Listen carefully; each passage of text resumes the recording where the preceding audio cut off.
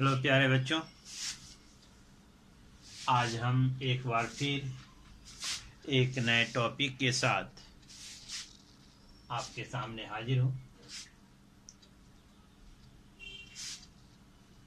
First law from the second law of motion. जैसा कि हमने प्रीवियस में आपसे कहा था कि first law will derive from the second law of motion. हम लोग जो है फर्स्ट लॉ सेकंड लॉ से हम लोग डिराइव करें।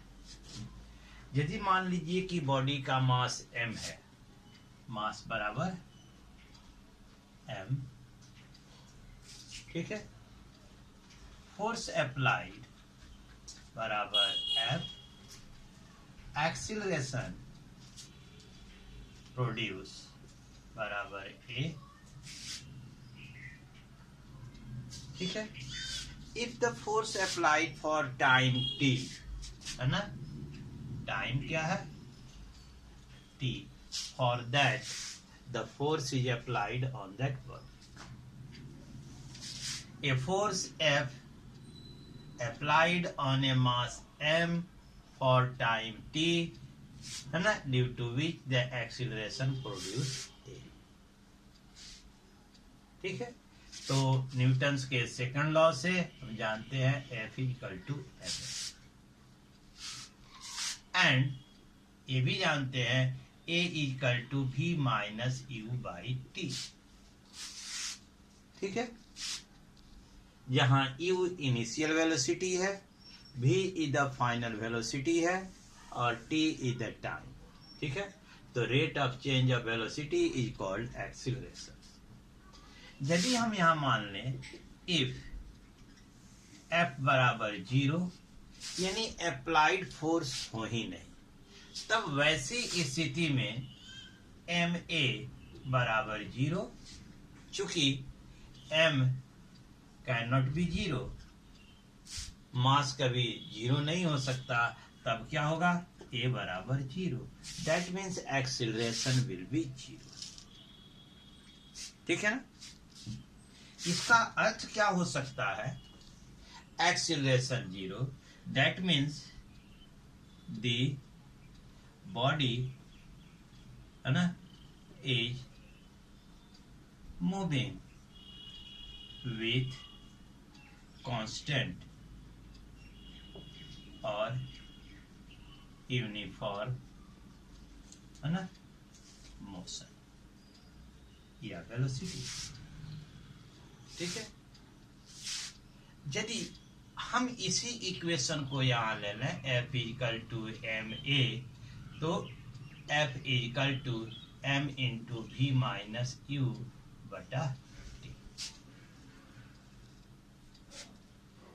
इफ F बराबर 0, ठीक है, देन क्या होगा, m into b minus u बटा टी बराबर 0। तो m t 0 हो सकता है, m 0 नहीं हो सकता है, यानी m b माइनस यू बराबर 0, so the m can not be equal to 0, तो v माइनस यू बराबर 0, दैट इज v बराबर, ठीक है।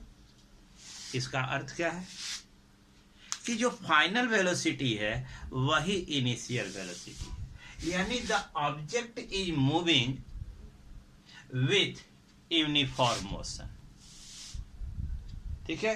यूनिफॉर्म मोशन में acceleration 0, that is v minus u बराबर 0, there is no change in the velocity, it may be or it may be the body is at rest। तो first law of motion हमारा यही कहता है कि या तो बॉडी स्ट्रेट लाइन के अलोंग यूनिफॉर्म मोशन से मूव कर रही हो या रेस्ट में हो, तो तब तक वह उसी स्थिति में रहेगी जब तक उस पर कोई फोर्स नहीं लग रहा है। यानी जब तक कोई फोर्स नहीं, यानी फोर्स 0 है, तो वह उसकी अवस्था वही है। तो फोर्स यहाँ जब जीरो है तो एक्सीलरेशन जीरो, यानी बॉडी या तो यूनिफॉर्म मोशन में है या फिर रेस्ट में है। So this is the first law of motion derive from the second law of motion. It clear? Now we come on the third law of motion. आइए देखते हैं third law of motion. Third law of motion.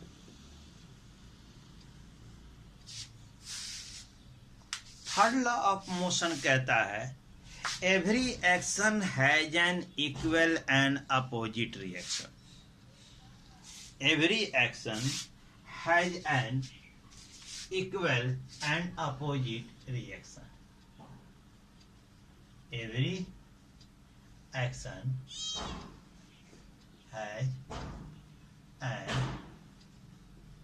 equal and opposite reaction. यानी कहने का अर्थ कि प्रत्येक क्रिया के बराबर एवं एक विपरीत प्रतिक्रिया होती है। Every action has an equal and opposite reaction, यानी कोई भी एक्शन किसी बॉडी पर होता है, यानी किसी बॉडी पर फोर्स लगाया जाता है तो बॉडी भी इक्वल अमाउंट में एक फोर्स इन अपोजिट डायरेक्शन वह अप्लाइड करती है। ठीक है, तो ये जो है कहता है every action has an equal. ठीक है, तो यहां देखें यदि कोई बॉडी है, ये बॉडी ए है, ठीक है, और ये बॉडी बी है।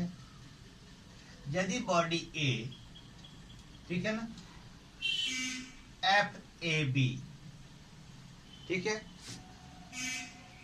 बी पर ए के कारण फोर्स, ठीक है ना, इस पर लग रहा है एफ ए बी और इस पर एफ बी। तो कहता है कि दोनों फोर्स एक दूसरे के, है ना, क्या होंगे, इक्वल एंड अपोजिट, यानी एफ ए बी बराबर F B A but in opposite direction. ठीक है, तो इस तरह हम देखते हैं। अब देखिए तो इसे हम तीन चीज देखें। पहला एक चीज जो है, सबसे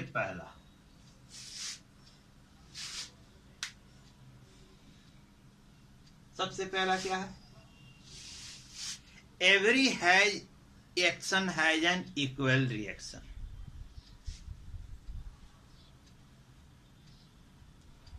यानी action and reaction always exist in pair ना। Action and reaction always be exist in pair. यानी केवल एक्शन नहीं हो सकता या केवल रिएक्शन नहीं हो सकता, जब भी होंगे तो दोनों साथ ही यानी पेयर में होंगे। जहां एक्शन है वहां रिएक्शन है, जहां रिएक्शन है वहां एक्शन है। Second, opposite in direction. Opposite in direction, इनकी जो डायरेक्शन है वह एक दूसरे के अपोजिट है। ठीक है, देखें तो बॉडी ए बी पर लगाता है और बी ए पर लगाता है, तो दोनों की डायरेक्शन एक दूसरे के क्या होती है ना, अपोजिट होती है। तीसरा, एक्शन एंड रिएक्शन, है ना, एक्ट्स along same line. यानी इन दोनों एक ही, यानी ये जो है ऐसा नहीं होता है कि यह एक्शन इधर डाले और बी जो है, मान लीजिए बी है तो ये रिएक्शन इधर डाले, नहीं, संभव नहीं। दोनों एक ही दिशा में, यानी कि line of action and reaction both are same. The line of action and reaction are same. दोनों एक ही, यानी action and reaction acts along the same line, acts along the same line, वह एक ही लाइन पर काम करते हैं. ये इसकी 3 महत्वपूर्ण बातें हैं. ठीक है, इसका जो हम देखते हैं,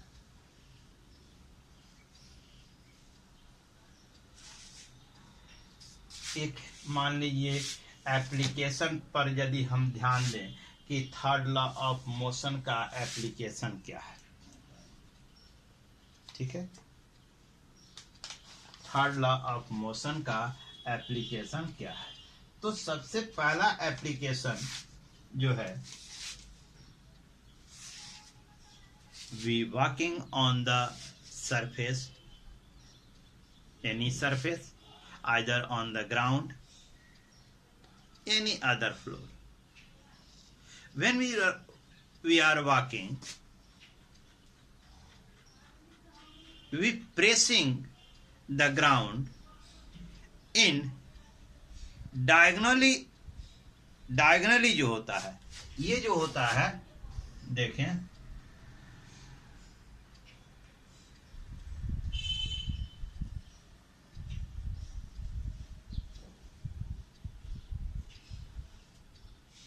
ठीक है, ये डायगोनली होता है. तो ये जो प्रेसिंग होती है, यहां जो प्रेसिंग होती है, यह डायगोनली होती है. किधर? इस डायरेक्शन में. ये सरफेस है, तो सरफेस पर ये जो पैर के जरिए जो फोर्स लगता है वह डायगोनली होता है, downward. And the ground offer the reaction in the same direction. ठीक है, ग्राउंड जो है वह जो है सेम डायरेक्शन में रिएक्शन ऑफर करता है. And that's why this help in the moving, है ना, ऑन द ग्राउंड. और इस तरह हमें जो है ग्राउंड पर यह मूव करने में मदद करता है. जैसे मान लीजिए कोई टेबल है, इस पर कोई वेट का आप रख दिए हैं, तो ये जो टेबल का सरफेस है, ये weight is pressing the surface of the table, mg नीचे की ओर लगता है, and the surface of the table offer a reaction in upward direction. When both are the same, then this block is on a stable position on the table. ठीक है, यदि ये दोनों सेम हो जाएं तो यह ब्लॉक जो है ना उस टेबल पर स्टेबल यानी कि स्टेशनरी पोजीशन में होता है. कभी भी देखें तो एक्शन और रिएक्शन दोनों एक साथ होते हैं. तीसरा, रिकॉइल ऑफ द गन. जब हम बंदूक से गोली छोड़ते हैं या किसी राइफल से, ठीक है, तो जितने फोर्स गोली पर लगता है आगे पुश करने के लिए, ठीक उतनी ही फोर्स गन भी उतनी ही फोर्स के साथ पीछे की ओर मूव करता है. और इसके कारण सोल्जर पर क्या होता है ना, धक्का लगता है. यदि हम गन को टाइटली होल्ड न करें तो सोल्जर क्या हो जाता है, इंजर्ड हो जाता है. ठीक है, तो fired bullet moving in forward direction and the gun moving in the opposite direction. उसी तरह हम देखें नदी के किनारे जब हम नाव से उतरते हैं किसी बोट से, तो we are jump forward on the bank of river and the boat moving backward. नाव क्या होती है, पीछे की ओर पुश होती है और हम आगे की ओर जंप कर जाते हैं। तो ये न्यूटन का था, यानी कि every action has an equal and opposite reaction. वहां जो हम पुश करते हैं जंप करने के लिए, तो बोट हमें एक जो है ना रिएक्शन ऑफर करता which help us to jump, जो हमें जंप करने में मदद करती है। ठीक उसी तरह रॉकेट का प्रोपल्शन होता है। जो फ्यूल जलता है रॉकेट में, उस फ्यूल को हम एक जेट के जरिए हाई प्रेशर पर पीछे की ओर छोड़ते हैं या नीचे की ओर।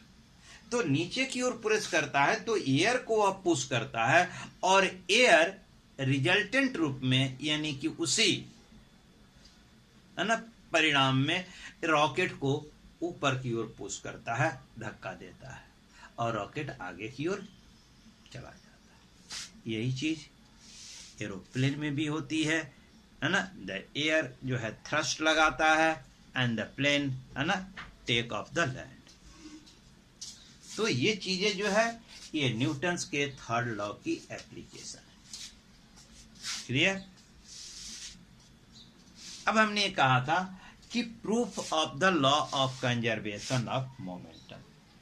Law of conservation of momentum हमने आपको कल दिया था, और उसमें हमने बताया था कि जब भी कोलिजन होता है तो कोलिजन में जो change of momentum of each body takes place always be in opposite direction. ठीक है, तो आइए आज फिर हम वापस उसी जगह चलते हैं।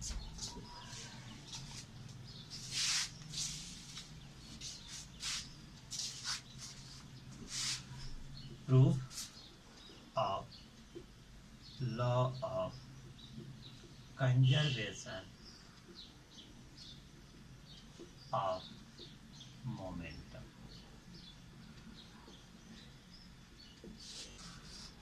Suppose that there are two bodies, a system of two bodies, A of mass m1 and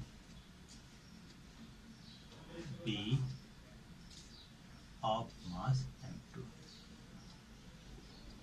ठीक है, दो बॉडी का सिस्टम है। Consider a system of two body of A and B of mass m1 and m2, both are moving along the same direction along the same straight line.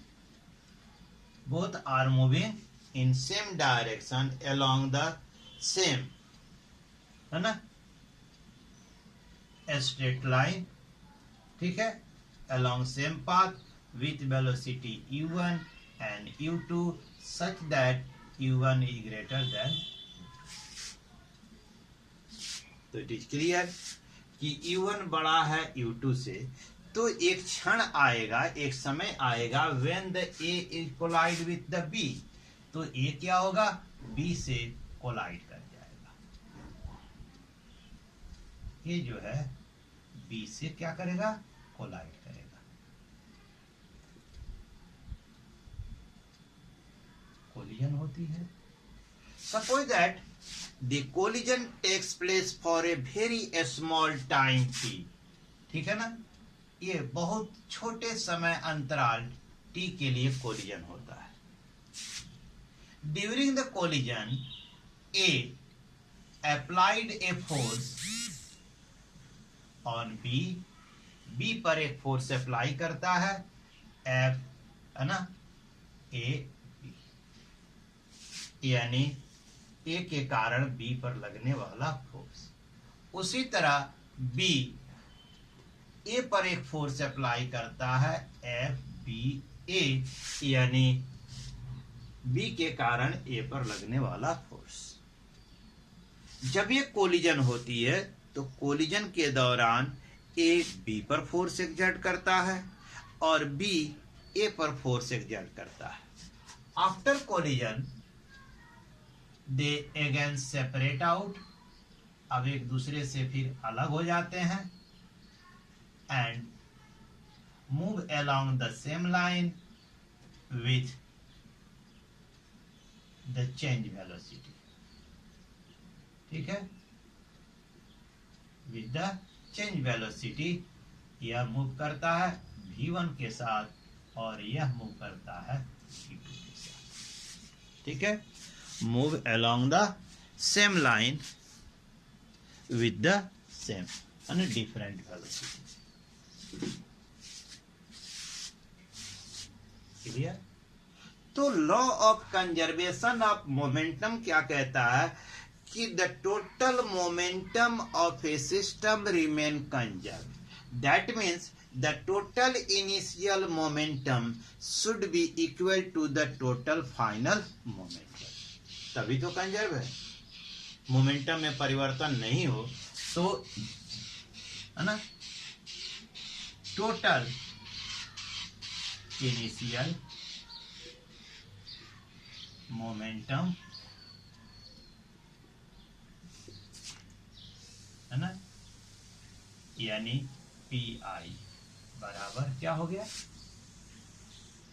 m1 u1 plus m2 और total final momentum, final momentum pf बराबर m1 v1 plus m2. तो according to the law of conservation of momentum, according to law of conservation of momentum, pi is equal to pf, that is m1 u1 plus m2 u2 बराबर m1 v1 plus m2 v2. यही law of conservation है and we have to prove this, और इसी को हमको prove करना है. This is मान लिया इक्वेशन. ठीक है, during the collision, during the collision A exert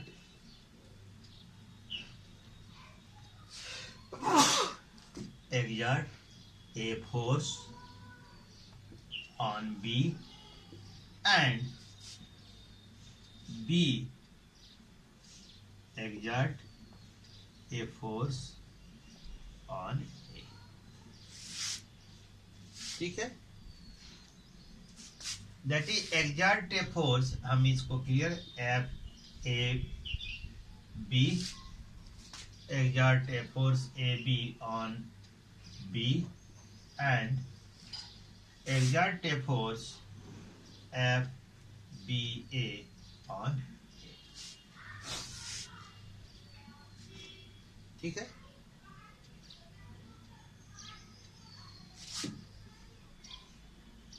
according to third law of motion, motion के अनुसार F A B equal to minus F B A. ये हमारा हो गया सेकंड. क्लियर? अब आते हैं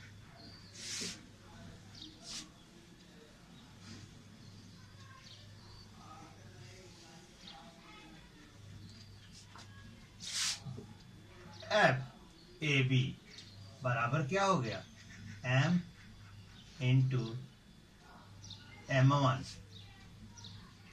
यह किस पर फोर्स आरोपित करता है, एफ बी पर लगाता है.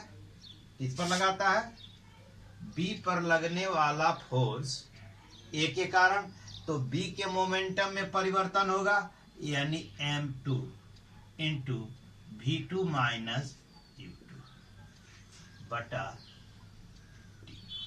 याद होगा? ठीक है, यहां हम क्लियर कर देते हैं.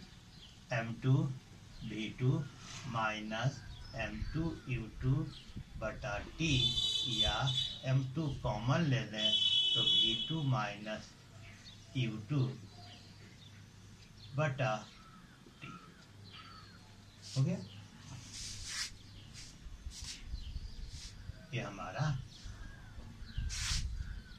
एंड FBA, यानी F फोर्स लगाता है, B के द्वारा फोर्स लगता है किस पर, A पर, तो A के मोमेंटम में परिवर्तन होगा, यानी m1 v1 minus m2 e1 बटा t बराबर m1 v1 माइनस u1 बटा t।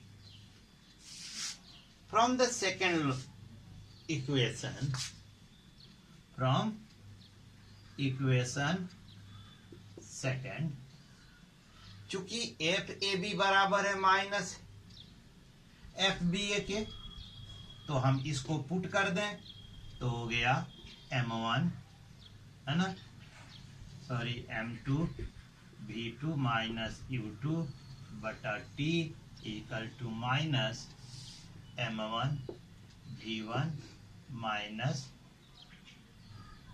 u1 बटा t। ठीक हुआ, t कैंसिल हो गया दोनों साइड में, तो बचा क्या हमारे पास, आइए देखते हैं। m2 v2 minus u2 equal to minus m1 v1 minus u1। अब इसको मल्टीप्लाई कर दें तो m2 v2 minus m2 u2 equal to minus m1 v1 plus, है ना, माइनस माइनस प्लस हो गया m1। इस माइनस को इधर लेके चले जाए, इस माइनस को इधर लेके चले जाए, तो हम इसको लिख सकते हैं m2 v2 और ये आके प्लस हो गया m1 v1 बराबर m2 u2 plus m1 u1। इसको रीअरेंज कर लें हम, तो m1 u1 plus m2 u2 equal to m1 v1 plus m2 v2। याद करें, हमें यही प्रूव करना था, total initial momentum is equal to total final momentum. This is proved. यही हमें क्या करना था, साबित करना था। ठीक है, तो आज आपने देखा कि law of conservation of momentum को हम लोगों ने प्रूव किया। Law of conservation of momentum का जो एप्लीकेशन है, वह एप्लीकेशन रॉकेट हो या जेट प्लेन हो। ठीक है, यह जो है principle of conservation of momentum पर काम करता है। ठीक है, ठीक उसी तरह जब हम जंप करते हैं किसी बोर्ड से,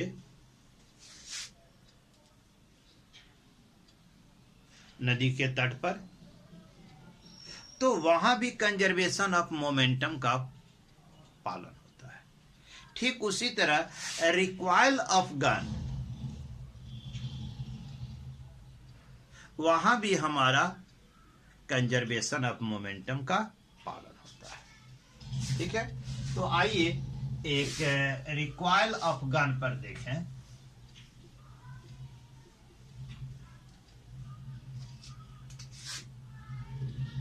कैपिटल M, है ना, बराबर मास ऑफ गन। ठीक है, स्मॉल m बराबर मास ऑफ बुलेट। ठीक है, कैपिटल V इक्वल टू, है ना, recoil velocity of gun.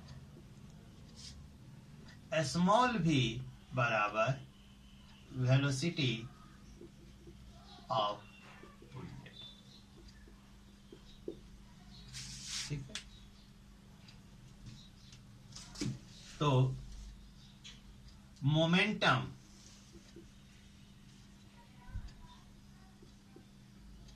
Of gun, ठीक है ना, बराबर m। मोमेंटम ऑफ बुलेट बराबर स्मॉल m। ठीक है ना, दिस इज द मोमेंटम, है ना, आफ्टर द, अब एक चीज आप ऐसे समझे, total initial momentum, total initial momentum of gun bullet system बराबर क्या होगा, 0। क्यों होगा, फायरिंग करने से पहले बुलेट भी गन रेस्ट में है और गन भी रेस्ट में है, यानी दोनों की वेलोसिटी क्या है, 0। तो एम यू हम यदि हम मल्टीप्लाई करें तो क्या आएगा, 0, वेलोसिटी 0 है, तो टोटल इनिशियल मोमेंटम क्या है, 0। ठीक है, तो total final momentum, total final momentum, है ना, of gun bullet system after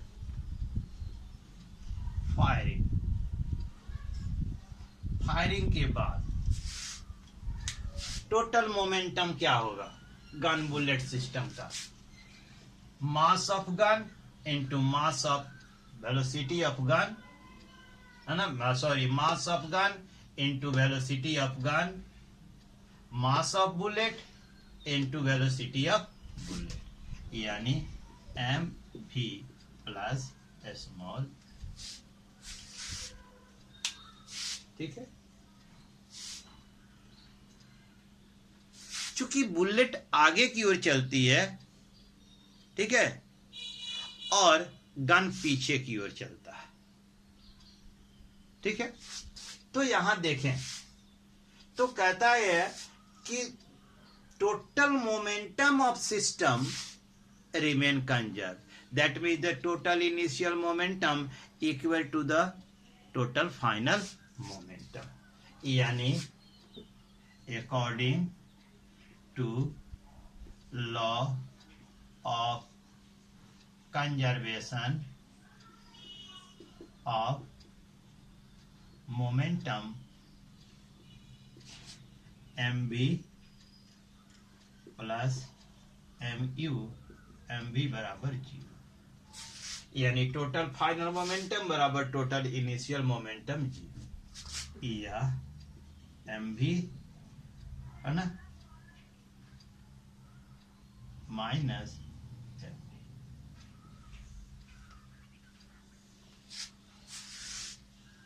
देखें तो यहां जो बुलेट आगे की ओर, गन पीछे की ओर, both are opposite direction but have the equal momentum, दोनों की मोमेंटम एक समान है, ठीक है, लेकिन अपोजिट डायरेक्शन है। ठीक है, तो आप कहते हैं कि सर बुलेट तो जान मार देती है, किसी व्यक्ति को मार दिया जाए तो शरीर के आर पार कर जाती है, लेकिन यदि मोमेंटम बराबर है तो गन तो शरीर के आर पार नहीं आती है। उसका रीजन है the mass of the bullet is very very less compare to the mass of gun. Mass of gun at least 5 to 10 kg, whereas the mass of bullet is at least 30 to 100 grams. So it is very less. So the mass is less, velocity of bullet is more. ठीक है, mass of gun is more, so the velocity of gun is less. That's why the momentum becomes equal. दोनों को हम multiply करते हैं तो दोनों की मोमेंटम इक्वल आती है. इसलिए गन का इम्पैक्ट हमको देखने को नहीं मिलता है, जबकि बुलेट का इम्पैक्ट हमको, उसका इफेक्ट हमको देखने को मिलता है. ठीक है, तो this is your third law and application of third law and the law of conservation. Okay, यदि आपको यह वीडियो समझ में आता है, अच्छा लगता है, then you must subscribe my channel. Thanks and have a nice day.